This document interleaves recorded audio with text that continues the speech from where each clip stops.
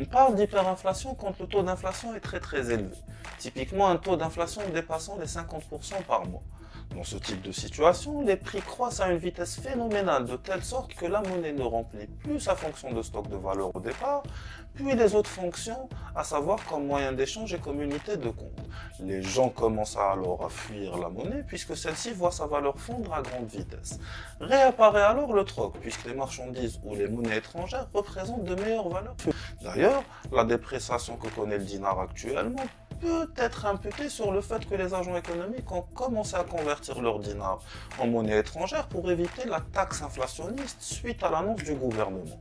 Dans les pays touchés de plein fouet par l'hyperinflation, le seigneuriage est souvent la principale source de financement du gouvernement. Les États commencent par imprimer des coupures de plus en plus grandes, jusqu'au moment où ceci n'est plus possible. Les images suivantes sont plus explicites. Au Zimbabwe, un monsieur tient un carton sur lequel est écrit « milliardaire affamé ». En juillet 2008, le taux d'inflation officiel s'élevait à 231 millions de pourcents.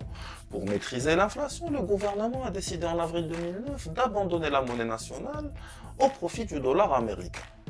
Ou bien cette image qui représente un billet de 100 milliards de marques. L'hyperinflation allemande est l'un des pires épisodes inflationnistes de l'histoire. Ceci se passe entre 1921 et 1924.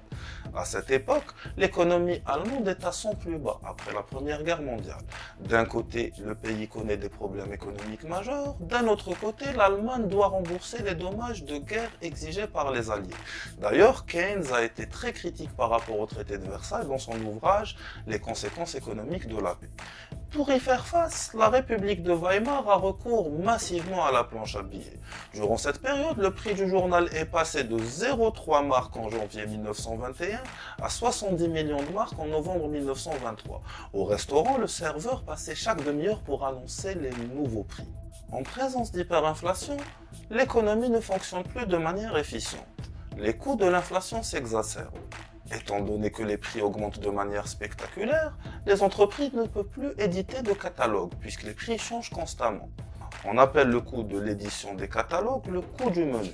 En Algérie, remarquez les menus quand vous rentrez dans une cafétéria ou dans un restaurant. Souvent, vous trouverez des papiers apposés sur les prix qui indiquent une hausse de ces derniers.